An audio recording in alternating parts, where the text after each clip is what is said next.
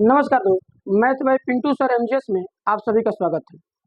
दोस्त इस क्लास में हम लोग कक्षा 10 गणित पेपर के महत्वपूर्ण प्रश्नों को देखेंगे जो सीधे एग्जाम में पूछे जाते हैं। यानी पेपर में आने वाले सभी क्वेश्चनों को हम लोग बारी बारी अलग अलग क्लास में डिस्कस करेंगे। दोस्त जो भी क्लास में होगा, जो भी प्रश्न है वो आपके एग्जाम के दृष्टि से बहुत ही महत्वपूर्ण होंगे। तो वीडियो में लास्ट तक जरूर बने रहें। क्वेश्चन के पैटर्न को देखिए। चलिए चलते हैं। क्वेश्चन दोस्त लिखा है 26 और 91 का एचसीएफ और एलसीएम ज्ञात कीजिए तथा इसकी जांच कीजिए कि दो संख्याओं का गुणनफल बराबर एचसीएफ गुणा एलसीएम होता है। यानी दोस्त दो संख्या हमारे पास दिया है जिनका एचसीएफ यानी मौसम महत्तम समापवर्तक और एलसीएम यानी लघुत्तम समापवर्तक ज्ञात करना है अपने नियम से, और इसका जांच भी करना है दो संख्याओं के गुणनफल बराबर एचसीएफ गुणा एलसीएम।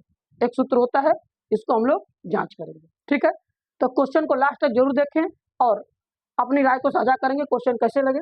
चलिए दोस्त, जब हम इसको हल करेंगे तो पहले हमको क्या कहा है 26 और 91 का एचसीएफ और एलसीएम। तो सबसे पहले हमको एचसीएफ और एलसीएम निकालेंगे। ठीक है, अब वो एचसीएफ और एलसीएम आप किसी भी विधि से निकाल सकते हैं, गुणनखंड विधि से भी हो सकता है और भाग विधि से। तो ठीक है, हम इसको गुणनखंड विधि से कर लेते हैं। आपको जो समझ में आएगा, जिस नियम से आप जान रहे हैं उससे कर सकते हैं। तो चलिए दोस्त, 26 को अगर हम देखें तो गुणनखंड विधि से करने के लिए आपको फैक्टर करना होगा यानी गुणनखंड करना होगा। तो 26 को दोस्त अगर गुणनखंड करेंगे तो ये हो जाएगा 2 गुणा 13, इसको फैक्टर में तोड़िए। 91 को अगर दोस्त तोड़ा जाएगा तो 91 को अगर तोड़िएगा तो ये 7 से कटेगा 13 बार में। कितने से कटेगा? 7 से कटेगा 13 बार में। ठीक है, अब ये दोनों टूट गया।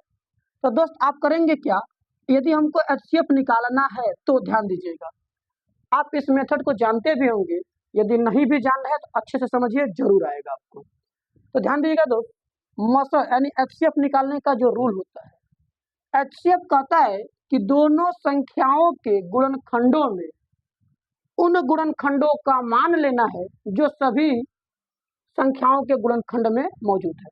यानी जो दोनों संख्याएं, इन दोनों के गुणनखंड में जो फैक्टर उभयनिष्ठ होगा यानी जो फैक्टर कॉमन होगा।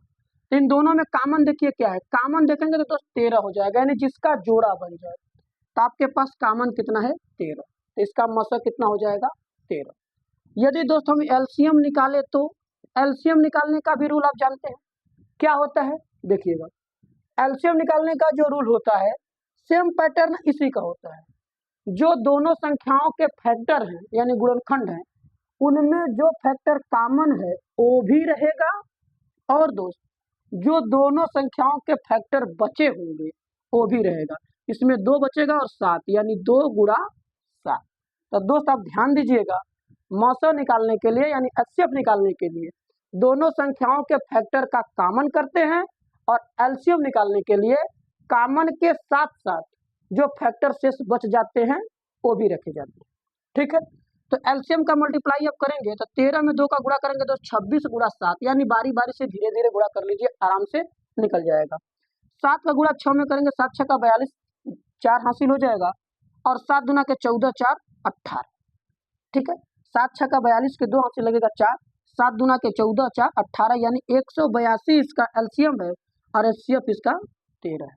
तो क्वेश्चन में कहा था 26 और 91 का एचसीएफ और एलसीएम निकालिए तथा इसकी जांच दो संख्याओं के गुणनफल बराबर एचसीएफ गुणा एलसीएम से करिए। तो दोस्त एक काम तो हमारा हो चुका है जो कि एचसीएफ और एलसीएम है, यानी एक आंसर हमारा यहाँ पे मिल गया।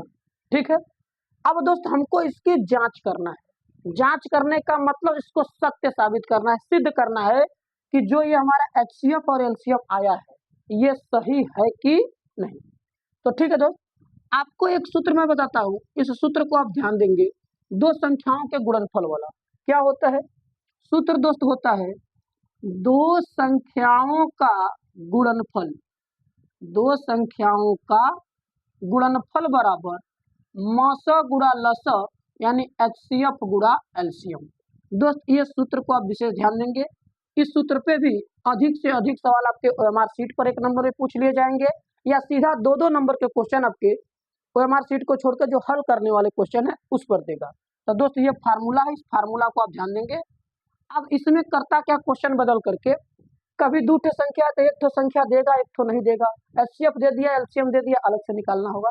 यानी इन चार मान, जैसे दो संख्या यहाँ और यहाँ दो ठो मान, एचसीएफ और एलसीएम, इन चारों में से कोई तीन वैल्यू आपको पता हो जाएगी। जैसे एचसीएफ और एलसीएम पता है दो मान, एक संख्या इसकी पता हो जाएगी, दूसरी संख्या पूछ लेगा, या दोनों संख्या पता होगी, एचसीएफ दे दिया होगा, एलसीएम पूछ लेगा। यानी इस सूत्र में जितने भी राशि का मान है उनमें से एक राशि छिपा के पूछ लेगा। तो ठीक है, तो चलिए हम इसके जांच करते हैं कि ये संख्या के साथ जो एचसीएफ और एलसीएम आया है वो सही है कि नहीं। ठीक है, तो दोस्तों क्या लिखा है सूत्र, दो संख्याओं का गुणन। सवाल लगाने के लिए आपको सूत्र लिख लेना होगा। दोनों संख्या क्या है, एक संख्या से 26 और एक संख्या 91, यानी 26 गुणा 91 बराबर एचसीएफ गुणा एलसीएम।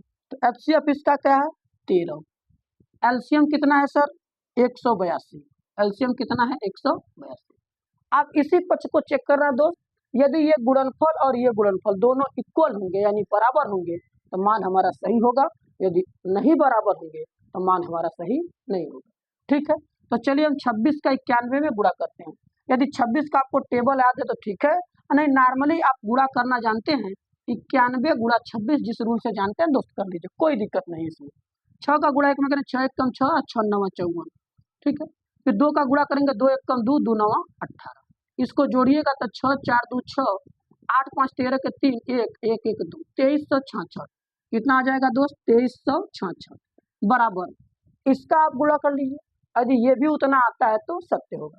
चलिए 13 का तो टेबल आता है, नॉर्मली हमको 20 तक टेबल याद करके ही रखना होगा। 13 दूना के 26, 26 के 6 यहाँ से लगेगा 2, 13 वाठे 104, 104 में 2 जोड़ेंगे तो 106 हासिल लग जाएगा 10, और 13 में 1 का गुणा करेंगे 13 और 13 10 23।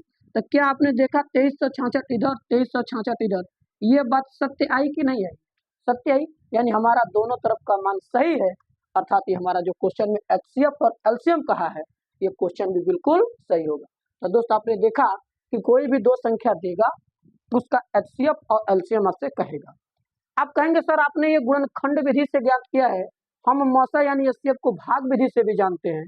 तो दोस्त आप भाग विधि से भी कर सकते हैं अपने नियम से, लेकिन यदि मेरी राय साझा करिए तो जब इस पैटर्न पर क्वेश्चन आए एचसीएफ एलसीएम और संख्याओं के गुणनफल का जांच करना हो तो आप सिर्फ और सिर्फ गुणनखंड विधि का इस्तेमाल करिए, जिससे कि आपको एक ही फैक्टर करने पर एचसीएफ और एलसीएम दोनों साथ में निकल जाएंगे और बाद में आप सूत्र का प्रयोग करके आंसर की जांच कर लेंगे। ठीक है, तो इस क्लास का जो क्वेश्चन रहा आपको कैसा लगा अपने कमेंट में राय साझा जरूर करेंगे। इसी तरह के और भी वीडियोस के लिए आप कमेंट करेंगे, चैनल को लाइक करें, सब्सक्राइब करें और अपने दोस्तों में भी शेयर करें। हम डेली टू डेली हर एक प्रकार के क्वेश्चन को 60 वीडियो में देख लेंगे, जो आपको सोचने समझने पढ़ने में भी आसानी होगा। ठीक है, तो मिलेंगे हम लोग नेक्स्ट क्लास में। थैंक यू, धन्यवाद।